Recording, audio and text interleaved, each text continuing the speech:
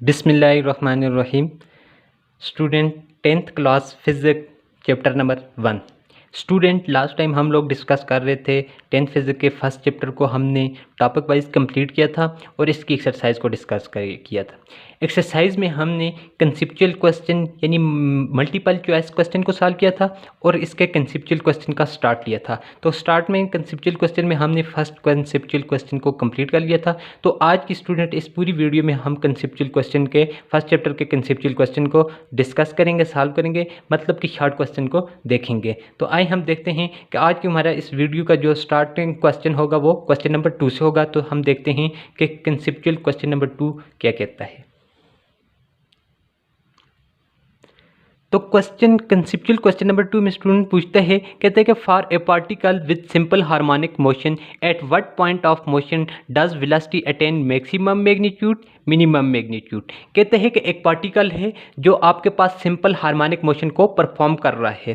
कहते हैं कि उसके कौन कौन से मोशन के दौरान कौन कौन से पॉइंट पे कौन कौन से एरिया पे उसकी जो वेलोसिटी होगी उसकी मैग्नीट्यूड मैक्सिमम होगी और कौन कौन से पॉइंट पे मोशन के दौरान वेलोसिटी की वैल्यू मिनिमम होगी, वेलोसिटी मिनिमम मैग्नीट्यूड रखती होगी। यानी मोशन के दौरान वेलोसिटी कहाँ पे मैक्सिमम होगी और कहाँ पे मिनिमम होगी। तो आपसे क्वेश्चन का वो क्वेश्चन ये पूछता है कि मोशन के दौरान सिंपल हार्मोनिक मोशन कोई पार्टिकल परफॉर्म करता है तो वेलोसिटी की मैग्नीट्यूड मोशन के दौरान कौन से पॉइंट पे मैक्सिमम वैल्यू होगी और कौन से पॉइंट पे वेलोसिटी की वैल्यू मिनिमम होगी। तो आइए हम इसका आंसर देखते हैं स्टूडेंट। तो स्टूडेंट इस पूरे चैप्टर में हमने सिंपल हार्मोनिक मोशन को डिस्कस किया था। हमने कहा था कि पहले हमारे पास वाइब्रेटरी मोशन है कि कोई पार्टी फिक्स पॉइंट के get to and from motion कर रही हो, यानी अपने आप को फिक्स इंटरवल ऑफ टाइम के बाद रिपीट करवा रही हो, बैक एंड फोर्थ मोशन कर रही हो, तो बॉडी की मोशन को हमने नाम दिया था वाइब्रेटरी मोशन का नाम दिया था। इसी तरह से वाइब्रेटरी या ऑसिलेटरी मोशन का हमने कहा था कि कोई भी वाइब्रेटरी या ऑसिलेटरी मोशन जब दो कंडीशंस को सेटिस्फाइड कर रही हो, दो कंडीशन को सेटिस्फाइड कर रही हो, उसकी वाइब्रेटरी मोशन या ऑसिलेटरी मोशन को हम सिंपल हार्मोनिक मोशन का नाम देते हैं। कब? जब वो दो कंडीशन को सेटिस्फाइड कर रही हो। पहली कंडीशन क्या थी? हमने कहा था कि बॉडी के अंदर जो एक्सेलरेशन प्रोड्यूस हो रहा है due to the applied force वो directly proportional to displacement from mean position. और सेकंड कंडीशन हमने ये कहा था कि रिस्टोरिंग फोर्स जो बॉडी के अंदर प्रोड्यूस होती है, रिस्टोरिंग फोर्स, वो भी directly proportional to displacement from mean position. अगर कोई ऑसिलेटरी या वाइब्रेटरी मोशन ये दो कंडीशन सेटिस्फाइड कर रही हो तो उसकी बॉडी की मोशन को हम क्या नाम देते थे? सिंपल हार्मोनिक मोशन का नाम देते थे। फिर सिंपल हार्मोनिक मोशन का हमने देखा था in case of mass attached spring system और सिंपल पेंडुलम केस में, इसको हमने डिटेल के साथ डिस्कस किया था। अब वो ये पूछते हैं कि जब कोई भी बॉडी कोई पार्टिकल सिंपल हार्मोनिक मोशन कर रहा है तो उसकी हमारे पास मैक्सिमम मैग्नीट्यूड कहां पे होगी वेलोसिटी की और मिनिमम मैग्नीट्यूड कहां पे होगी। तो हम पहले देख लेते हैं मैक्सिमम वैल्यू को, यानी वेलोसिटी की हमारे पास जो वैल्यू है वो मैक्सिमम वैल्यू जो है कहाँ पे होगी और मिनिमम वैल्यू कहाँ पे होगी। तो हम कहते हैं कि फर्स्ट मैक्सिमम मैग्नीट्यूड में for a particle executing simple harmonic motion it's total energy at any instant of time is constant. कहते हैं कि अगर कोई पार्टिकल हमारे पास सिंपल हार्मोनिक मोशन परफॉर्म कर रहा होता है तो उसकी किसी भी वक्त उसकी जो टोटल एनर्जी होती है पार्टिकल की वो हमारे पास क्या रहती है? रिमेन कांस्टेंट रहती है, सेम रहती है, यानी कंजर्व्ड होती है। फॉर एग्जाम्पल हम अगर केस कंसिडर कर लें, किसका? सिंपल पेंडुलम का केस कंसिडर कर लें। ये हमारे पास फॉर एग्जाम्पल सिंपल पेंडुलम है, ये इसकी मीन पोजीशन है और ये इसकी दो पोजीशन आ जाती हैं एक्सट्रीम पोजीशन। इसको ए का मैं नाम दे देता हूं, इसको बी का नाम दे देता हूं। ये इसकी मीन पोजीशन है, ये इसकी ए और बी एक्सट्रीम पोजीशन, ये ओ जो है मीन पोजीशन या इक्विलिब्रियम पोजीशन है। कहते हैं कि अगर ये फॉर एग्जांपल ये सिंपल पेंडुलम जब हम फोर्स अप्लाई करते हैं तो ये सिंपल हार्मोनिक मोशन परफॉर्म करता है। तो ये जो पार्टिकल है ये सिंपल हार्मोनिक मोशन परफॉर्म कर रहे हैं तो एट एनी इंस्टेंट किसी भी वक्त पे इसकी जो टोटल एनर्जी होगी वो रिमेन कांस्टेंट रहेगी। That is sum of kinetic energy and potential energy remain same.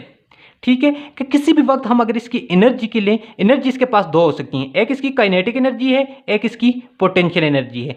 किसी भी वक्त हम अगर इसकी काइनेटिक एनर्जी को देखें या पोटेंशियल एनर्जी, उनकी वैल्यू सेम रहेगी, लेकिन पोजीशन के लिहाज से चेंज होगी। किसी पॉइंट पे टोटल की टोटल काइनेटिक एनर्जी होगी, किसी पॉइंट पे टोटल की टोटल पोटेंशियल एनर्जी होगी, लेकिन किसी भी वक्त जो एनर्जी को आप देखेंगे तो टोटल वैल्यू जो रहेगी वो रिमेन सेम रहेगी, यानी law of conservation of energy को होल्ड कर रहा होगा। फिर कहते हैं कि kinetic energy of the particle is maximum when particle is passing through mean position. कि कहते हैं कि जब पार्टिकल मीन पोजीशन से पासिस कर रहा होता है तो उस वक्त उसकी काइनेटिक एनर्जी मैक्सिमम होती है। लेकिन जब हमें सिंपल पेंडुलम पे फोर्स अप्लाई करते हैं, एक्सट्रीम पोजीशन पे जाता है, एक्सट्रीम पोजीशन पे जाकर स्टॉप करते हैं और स्टॉप करने के बाद due to the restoring force वापस मीन पोजीशन की तरफ आता है और मीन पोजीशन पे आके स्टॉप नहीं करता। सवाल ये पैदा होता है कि क्यों नहीं करता? बिकॉज के वो due to the motion of inertia. Motion of inertia ये कहते हैं कि अगर कोई बॉडी मोशन कर रही है तो जब तक उस पर कोई एक्सटर्नल फोर्स ना लग रही हो तो वो मोशन में ऑलवेज रहेगी। तो due to the motion of inertia वो मीन पोजीशन पे स्टॉप नहीं करता, वो अनदर एक्सट्रीम पोजीशन की तरफ चला जाता है। जब मीन पोजीशन पे स्टॉप नहीं कर रहा होता तो इस वक्त इसका मतलब है कि इस मोशन कर रहे होते हैं, जब कोई पार्टिकल मोशन कर रहे होते हैं तो उसकी क्या होती है? काइनेटिक एनर्जी होती है उसके पास। इस पोजीशन पे इसकी जो है टोटल की टोटल मीन पोजीशन पे वो जब स्टॉप नहीं कर रहा, वो इस वक्त मीन पोजीशन जब पासेस कर रहा होता है तो वो मोशन में होता है। तो मोशन में कोई पार्टिकल होता है तो उसके पास कौन सी एनर्जी होती है? काइनेटिक एनर्जी होती है। तो ये बात कह रहे हैं कि kinetic energy of the particle is maximum when particle is passing through mean position. जब मीन पोजीशन से पार्टिकल पास कर रहा होता है तो उसके पास कौन सी एनर्जी होती है? काइनेटिक एनर्जी होती है। यानी एट मीन पोजीशन पे हम कह सकते हैं कि काइनेटिक एनर्जी हमारे पास किसके बराबर होती है? हाफ mv² के बाद। अब अगर मीन पोजीशन पे उसके पास मैक्सिमम काइनेटिक एनर्जी होती है तो इसकी अगर मीन पोजीशन पे आप कैलकुलेट करेंगे तो टोटल की टोटल एनर्जी उसकी किसके फॉर्म में होगी? काइनेटिक एनर्जी की फॉर्म में होगी, पोटेंशियल में नहीं होगी। मीन पोजीशन पे उसकी काइनेटिक एनर्जी मैक्सिमम होगी। अब अगर this mean velocity is maximum at mean position and minimum at zero और एक्सट्रीम पोजीशन, इसका मतलब ये हुआ कि मीन पोजीशन पे उसकी काइनेटिक एनर्जी मैक्सिमम है। काइनेटिक एनर्जी जब मैक्सिमम है तो इसका मतलब है काइनेटिक एनर्जी में क्या चीज़ इन्वॉल्व है? वी इन्वॉल्व है। काइनेटिक एनर्जी v² में आता है। तो काइनेटिक एनर्जी मैक्सिमम है तो इसका मतलब वेलोसिटी भी क्या होगी? मैक्सिमम होगी। किस पॉइंट पे? एट मीन पॉइंट पे, एट मीन पे। तो हम कह सकते हैं कि मीन पॉइंट पे पार्टिकल की जो काइनेटिक एनर्जी है वो मैक्सिमम होगी। तो हम अब काइनेटिक एनर्जी मैक्सिमम है मीन पोजीशन पे तो इसका मतलब हुआ कि मीन पोजीशन पे उसकी वेलोसिटी भी मैक्सिमम होगी। तो फर्स्ट पार्ट का हमने आंसर दे दिया। तो वो यही पूछता था कि वेलोसिटी की मैक्सिमम वैल्यू कहाँ पे होगी? तो during simple harmonic motion mean position या इक्विलिब्रियम पोजीशन पे काइनेटिक एनर्जी की वैल्यू मैक्सिमम होती है। काइनेटिक एनर्जी की मैक्सिमम वैल्यू होने की वजह से हम कह सकते हैं कि एट मीन पोजीशन और इक्विलिब्रियम पोजीशन उसकी जो वेलोसिटी है उसकी भी मैग्नीट्यूड मैक्सिमम होती है। अब स्टूडेंट नेक्स्ट दूसरा पार्ट में पूछते हैं कि मिनिमम वैल्यू कहाँ पे होगी? कि यानी मिनिमम वैल्यू कहाँ पे होगी वेलोसिटी की? मिनिमम वैल्यू तो मिनिमम वैल्यू के लिए कहते हैं कि when particle is eight extreme position it's total energy is in the form of potential energy at extreme position. अब कहते हैं कि जब पार्टिकल एक्सट्रीम पोजीशन पे पहुंचता है तो एक्सट्रीम पोजीशन पे पहुंचने के बाद उसकी जो टोटल एनर्जी होती है वो किस फॉर्म में होती है? पोटेंशियल एनर्जी की फॉर्म में होती है। क्योंकि एक्सट्रीम पोजीशन पे वो जाके स्टॉप कर देते हैं। जब वो स्टॉप करते हैं तो उसकी कोई बॉडी अगर स्टॉप में है, रेस्ट में है, तो उसकी काइनेटिक एनर्जी क्या होती है? जीरो पे होती है। यानी एट एक्सट्रीम पे हम कह सकते हैं कि पार्टिकल जो है एक्सट्रीम पोजीशन पे जब जाके स्टॉप करते हैं, एक्सट्रीम पोजीशन पे पहुंचते हैं, एट एक्सट्रीम पोजीशन पे उसकी हमारे पास काइनेटिक एनर्जी जो है वो क्या हो जाती है? Kinetic energy is equal to half mv² होता है। एट एक्सट्रीम पोजीशन हमारे पास वो बॉडी रेस्ट में होती है तो उसकी v की वैल्यू जीरो, v की वैल्यू जब जीरो, वेलोसिटी जीरो, तो इसका मतलब कि काइनेटिक एनर्जी जो है वो जीरो हो जाती है। तो kinetic energy at extreme position पे जीरो हुई, काइनेटिक एनर्जी जीरो हुई तो इसका मतलब उसकी वेलोसिटी भी हमारे पास एक्सट्रीम पोजीशन पे क्या हो जाती है? जीरो हो जाती है। यानी मिनिमम वैल्यू रखती है मतलब कि जीरो हो जाती है। Eight extreme position kinetic energy is zero, so velocity is also zero eight extreme position. मतलब यह कि जब पार्टिकल मोशन के दौरान एक्सट्रीम पोजीशन पे पहुंचते हैं तो वो स्टॉप कर देते हैं, उस वक्त उसकी काइनेटिक एनर्जी जीरो हो जाती है। काइनेटिक एनर्जी इस वजह से जीरो हो जाती है, कोई पार्टिकल अगर रेस्ट में है, स्टॉप कर रहा है तो उसकी कोई भी काइनेटिक एनर्जी नहीं होती। काइनेटिक एनर्जी तो ऑलवेज मोशन ही की वजह से प्रोड्यूस होती है। एक्सट्रीम पोजीशन पे पार्टिकल रेस्ट में है तो उसकी कोई एनर्जी नहीं, कोई काइनेटिक एनर्जी नहीं। टोटल की टोटल काइनेटिक एनर्जी किस में कन्वर्ट हो जाती है?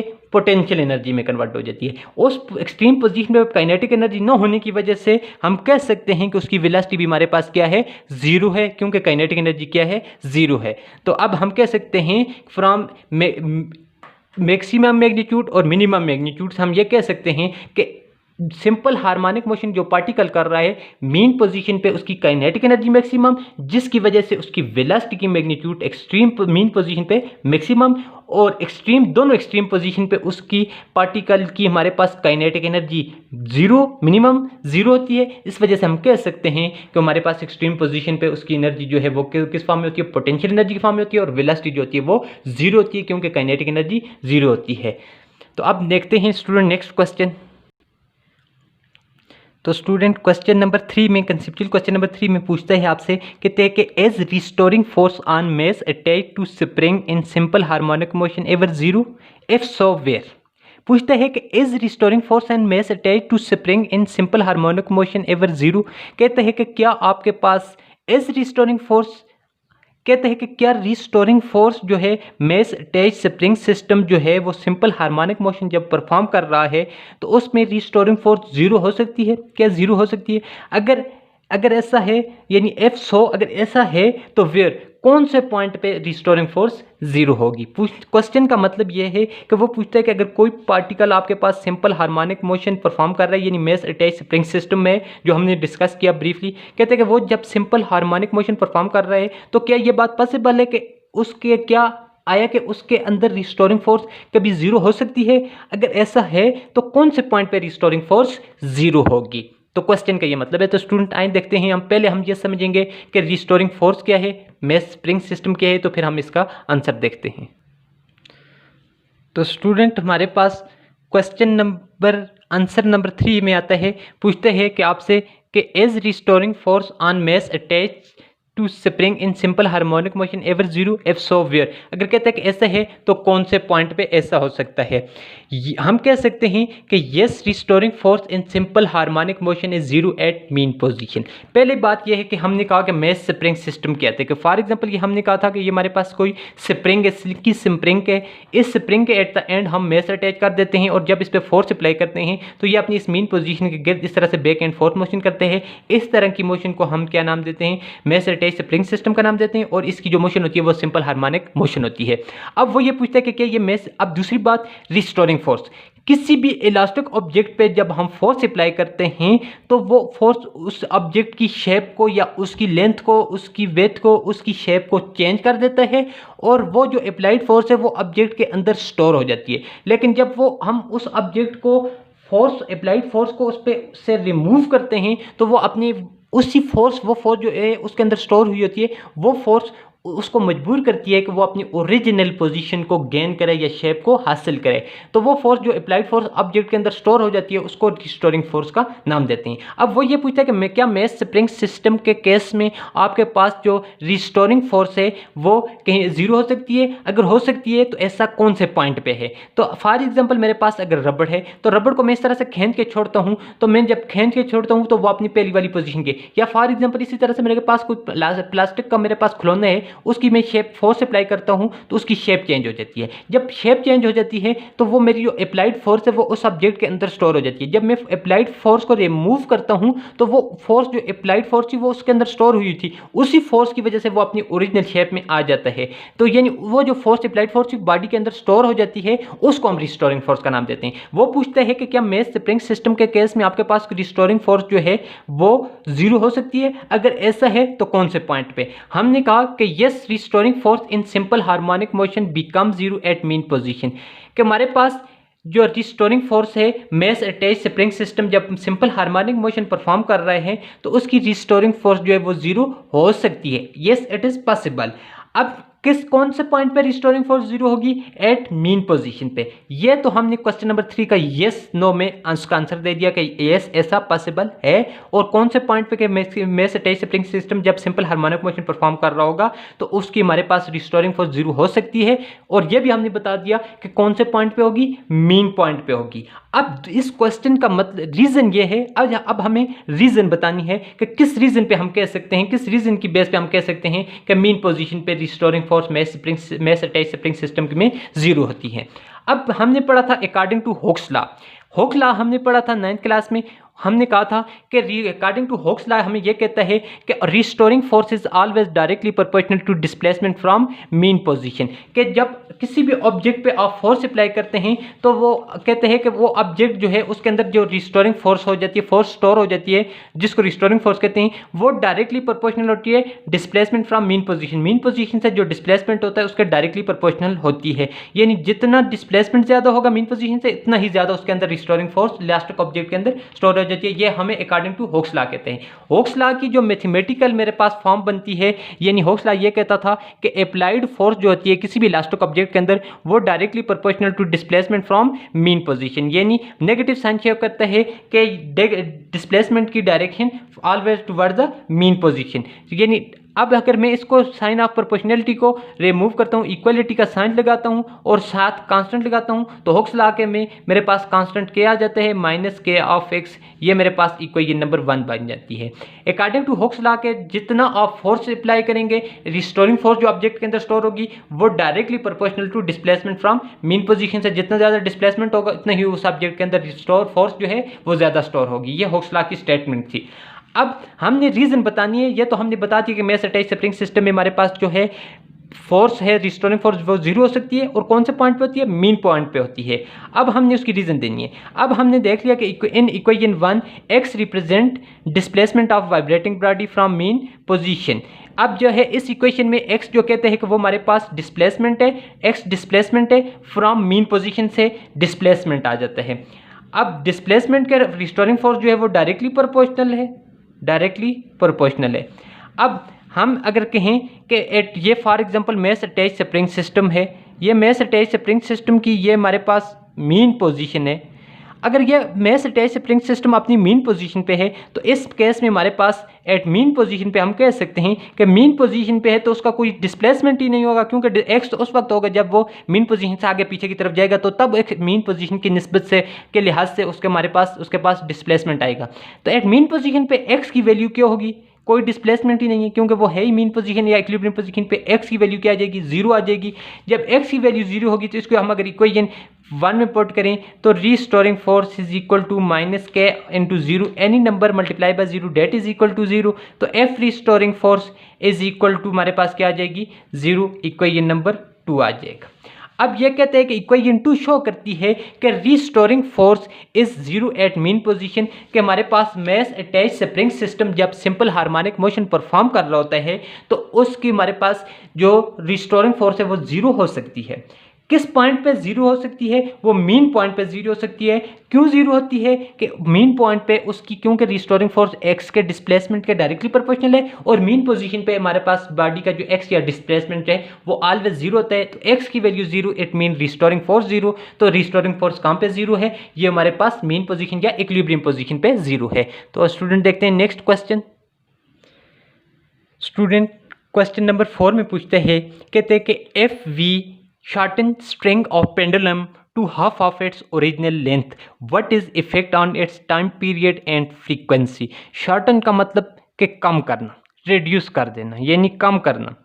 कहते हैं कि अगर हम शॉर्टन कर दें किसको, स्ट्रिंग ऑफ पेंडुलम को, पेंडुलम की जो स्ट्रिंग है, लेंथ है, उसकी लेंथ के हाफ कर दें, यानी if we shorten string of pendulum to half of its original length, what is effect on its time period in frequency. कहते हैं कि जब स्ट्रिंग की लेंथ को हम हाफ कर दें कि उस टाइम पीरियड, उस पेंडुलम के टाइम पीरियड पे और फ्रीक्वेंसी पे क्या इफेक्ट होगा। यानी हाफ लेंथ को हाफ करने से, स्ट्रिंग की लेंथ को हाफ करने से पेंडुलम की हमारे पास जो है टाइम पीरियड और फ्रीक्वेंसी, उस पर क्या इफेक्ट पड़ेगा। तो स्टूडेंट आइए देखते हैं।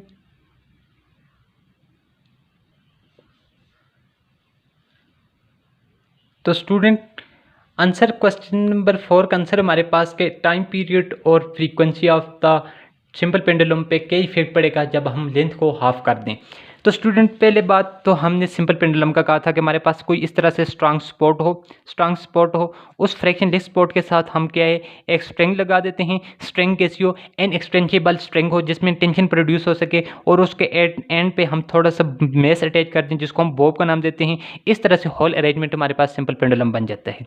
अब इस सिंपल पेंडुलम का हमने कहा था कि टाइम पीरियड का मतलब ये कि ये एक अपनी वाइब्रेशन मीन पोजीशन से दो एक्सट्रीम पोजीशन के दरमियान एक अपना कंप्लीट राउंड ट्रिप जो करता है, तो कंप्लीट वाइब्रेशन राउंड ट्रिप करने के लिए जो उसका टाइम लगता है उसको टाइम पीरियड कहते हैं। जो टाइम होता है, पीरियड होता है, इसको कैलकुलेट करने के लिए हमने फार्मूला ड्राइव किया था, t is equal to 2π√L divided by g. ये हमारे पास टाइम पीरियड का फार्मूला आया था।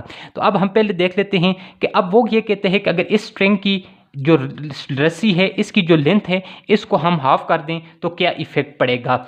अब पहली बात कि फॉर एग्जांपल हम कहते हैं कि इफेक्ट ऑन टाइम पीरियड, पहले हम देखते हैं कि टाइम पीरियड पे क्या इफेक्ट पड़ेगा। फॉर एग्जांपल ये हमारे पास स्ट्रिंग जो थी, इसकी जो ये बॉब की जो स्ट्रिंग की जो लेंथ थी, ये मेरे पास एल थी। अब जब स्ट्रिंग की लेंथ एल है तो उस वक्त मेरे पास टाइम पीरियड का ये जो फार्मूला बनता है, t is equal to 2π√L divided by g. ये मेरे पास बनती थी जब स्ट्रिंग की लेंथ मेरे पास एल थी। अब इसको मैं इक्वेशन नंबर 1 का नाम दे देता हूँ, it is called equation number 1। अब मैं ये करता हूँ कि इस स्ट्रिंग की जो लेंथ है, इस लेंथ को शॉर्टन कर देता हूँ, रिड्यूस कर देता हूँ, कम कर देता हूँ, यानी इसको पहले वाले की निस्बत हाफ कर देता हूँ। फॉर एग्जांपल अगर पहले लेंथ 4 सेंटीमीटर थी तो अब मैं इसकी 2 सेंटीमीटर कर देता हूँ। अगर पहले 8 सेंटीमीटर थी इसकी लेंथ तो अब मैं इसकी 4 सेंटीमीटर कर देता हूँ। पहले की निस्बत हाफ कर देता हूँ और उस लेंथ को मैं एल प्राइम का नाम दे देता हूँ कि वो मेरे पास लेंथ क्या है, एल प्राइम है। जब इसकी लेंथ कम होगी, शॉर्टन होगी, डेट इज एल प्राइम होगी, तो उस वक्त जो टाइम पीरियड में इसका कैलकुलेट करता हूँ उसको मैं टी प्राइम का नाम दे देता हूँ कि टी प्राइम मेरे पास टी प्राइम किसके इक्वल हो जाएगा, T prime is equal to 2π। L की जगह पे कौन सी लेंथ आ जाएगी, एल प्राइम, शॉर्ट होने वाली, रिड्यूस होने के बाद जो लेंथ है l prime divided by g. It is called, ये हमारे पास जब लेंथ हमने हाफ कर दी। अब देखते हैं कि T prime is equal to 2π L prime. अब एल प्राइम क्या थी कि एल प्राइम को हम ऐसे कैलकुलेट करते हैं कि एल प्राइम क्या थी कि l prime is equal to जो पहले लेंथ ओरिजिनल लेंथ थी उसके हाफ कर देते हैं, यानी शॉर्टन की तो हाफ कर दी। हाफ का मतलब ये है कि डिवाइडेड बाय 2। किसी चीज़ का हाफ का मतलब करने का ये होता है कि उसको डिवाइड कर देते हैं 2 पे। फॉर एग्जांपल अगर लेंथ थी 4 सेंटीमीटर तो मैं कहता हूँ कि इसको हाफ करें, तो हाफ करने के लिए आप ऑलवेज इसको डिवाइड करेंगे 2 पे, तो हाफ इसका 2 सेंटीमीटर आ जाएगा। अगर इसकी लेंथ मेरे पास एल की लेंथ जो लेंथ थी वो 8 सेंटीमीटर थी तो मैं कहता हूँ कि इसको हाफ करें, तो हाफ करने का मतलब ये हुआ कि इसको आप 8 सेंटीमीटर को आप डिवाइड करेंगे किस पे, 2 पे डिवाइड करेंगे, तो इसका हाफ आ जाएगा 4 सेंटीमीटर आ जाएगा। अब इसी तरह से ये एल प्राइम किसके बराबर हो जाएगा, एल डिवाइडेड बाई 2, यानी ओरिजिनल लेंथ एल को 2 पे डिवाइड कर देंगे। तो अब इस वैल्यू को यहाँ पे मैं पुट करता हूँ 2π अंडर रूट के एल प्राइम की जगह पे मैं लिख देता हूँ कि एल डिवाइडेड बाई 2 और ये जी अपनी जगह पे उसी तरह रहेगा सेम, तो अंडर रूट आ जाएगा। तो ये मेरे पास क्या आ जाएगा, T prime is equal to 2π। अब ये 1 डिवाइडेड बाय अंडर रूट है, इसको मैं अगर इस होल, ये अंडर रूट होल पे है, तो अगर मैं 2 पे भी अंडर रूट है तो मैं अगर इसको अलग लिख दूं तो कोई फर्क तो नहीं पड़ता। मैं इसको इस तरह से लिख देता हूं कि 1 डिवाइडेड बाय, यानी मैं अगर इसको इस तरह से लिख दूं 1 डिवाइडेड बाय, ये 2 पे भी अंडर रूट है, एल पे भी है, जी पे भी है। अगर मैं इसको इस तरह से लिखूं, एल अंडर रूट एल पे अलग आ जाएगा, अंडर रूट डिवाइडेड बाय जी पे अलग आ जाएगा, 1 डिवाइडेड बाय 2 पे अंडर रूट अलग आ जाएगा। यानी इसको मैं सिंपली अगर इस तरह से लिख सकता हूँ तो 2 पे अंडर, सिंपल मैंने यहाँ पे 2 पे अंडर रूट को अलग किया है, multiply by 1 divided by under root 2 और एल डिवाइडेड बाय जी पे होल पे अंडर रूट अलग आ जाएगा। मैंने अलग करके लिख दिया। अब मैं अगर इसको इस तरह से लिखूं कि T prime that is equal to, ये 1 डिवाइडेड बाई अंडर रूट 2 जो है इसको मैं बाहर ले लेता हूँ, बाहर ले लेता हूँ, तो बाकी सबको अंदर लिख देता हूँ 2π, ये जो है ये इस तरह से लिख दिया, और ये जो है l डिवाइडेड बाय जी, ये मैंने इस तरह से लिख दिया। अब इसको मैं इक्वेशन नंबर बी का नाम दे देता हूँ।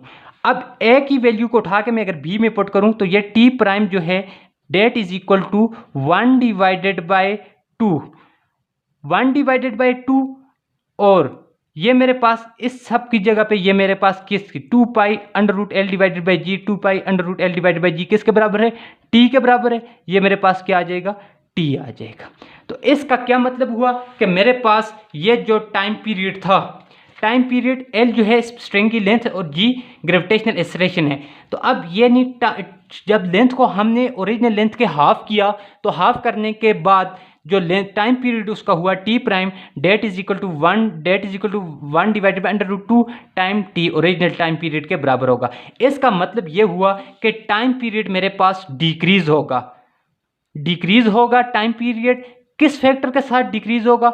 1 डिवाइडेड बाई √2 फैक्टर के हिसाब से टाइम पीरियड डिक्रीज होगा। कब? जब हम ओरिजिनल लेंथ को, टाइम पीरियड सिंपल पेंडुलम की जो लेंथ है एल, उसको एल प्राइम बना देंगे, यानी ओरिजिनल लेंथ के हाफ में कर देंगे, तो टाइम पीरियड जो है वो 1 डिवाइडेड बाई 2 फैक्टर के हिसाब से डिक्रीज हो जाएगा। तो so we can say that when we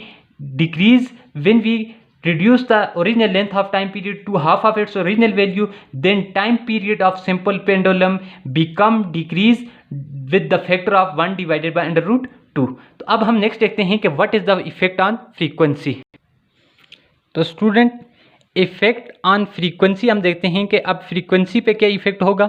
तो हमारे पास फ्रीक्वेंसी और टाइम पीरियड के दरमियान रिलेशन है कि f is equal to 1 divided by time period. अब frequency f is equal to हमारे पास 1 डिवाइडेड बाई टाइम पीरियड की वैल्यू क्या होगी? 2 pi √L divided by g। अब f is equal to 1 divided by 2 pi को मैं उसी तरह से लिखता हूँ, और ये मेरे पास 1 divided by √L divided by g है।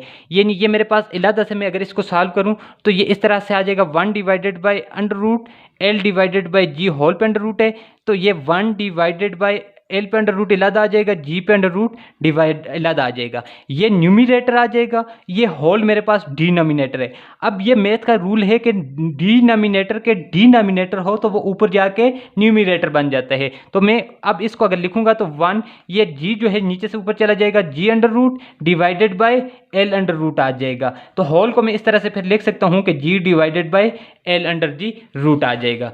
तो अब ये मेरे पास ऊपर 1 डिवाइड बाई 2 पाई, तो G divided by L √G √ ये मेरे पास फ्रीक्वेंसी का रिलेशन आ जाएगा। That is called equation number A का नाम दे देता हूँ। अब मैंने जब लेंथ को शॉर्टन किया है, हाफ किया है, रिड्यूस किया है, तो half of its original length के रिड्यूस कर दिया जब, तो उस वक्त मैं फ्रीक्वेंसी को नाम दे देता हूँ। उस वक्त फ्रीक्वेंसी जो पहले फ्रीक्वेंसी f थी, अब f प्राइम का नाम दे दिया, 1 डिवाइडेड बाई 2 पाई।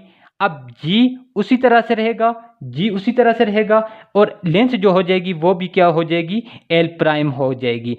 अब f प्राइम जब लेंथ रिड्यूस हुई 1 डिवाइडेड बाई 2 पाई, और G उसी तरह से रहेगा, डिवाइडेड बाई L की वैल्यू मेरे पास आ जाएगी, L की वैल्यू मेरे पास L डिवाइडेड बाई 2 आ जाएगी, यानी L डिवाइडेड बाई 2 होल पे √ आ जाएगा।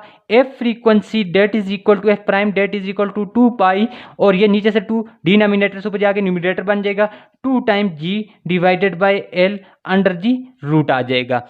अब क्या होगा कि ये f prime is equal to, अब मैं इसको इस तरह से लिख सकता हूँ कि देखें 1 डिवाइडेड बाई 2 पाई, और ये 2 को मैं इलादा लिखता हूँ, 2 √ को इलादा लिखता हूँ, तो G डिवाइडेड बाई L इलादा आ जाएगा। अब मैं इसको इस तरह से भी लिख सकता हूँ कि f प्राइम ये 2 √ जो है √ इलादा 1 divided by 2 pi G divided by L √G √ इसको मैं इक्वेशन नंबर बी का नाम दे देता हूँ। ए से वैल्यू में उठाऊँ 1 divide by 2 pi √G divide by L जो है मेरे पास f के बराबर है, तो f prime is equal to 2 √ इस सब की जगह पे मैं ये वैल्यू लिख सकता हूँ f। तो इसका मतलब क्या हुआ कि f प्राइम की वैल्यू मेरे पास किसके बराबर आई? 2 √ f के बराबर। जब लेंथ को मैंने हाफ किया तो फ्रीक्वेंसी किसके बराबर आई? √2f टाइम f के बराबर हुई। इसका मतलब हुआ कि फ्रीक्वेंसी इंक्रीज करती है, टाइम सिंपल पेंडुलम की फ्रीक्वेंसी इंक्रीज करेगी। किस फैक्टर के साथ इंक्रीज करेगी? √2 फैक्टर के साथ इंक्रीज करेगी। कब? जब हम उसके लेंथ को ओरिजिनल लेंथ के हाफ करते हैं तो फ्रीक्वेंसी क्या कर जाती है? इंक्रीज कर जाती है। किस फैक्टर के साथ इंक्रीज करती है? √2 फैक्टर के हिसाब से इंक्रीज कर जाती है, जबकि टाइम पीरियड जो है वो √1 डिवाइडेड बाई √2 फैक्टर के साथ डिक्रीज कर जाता है।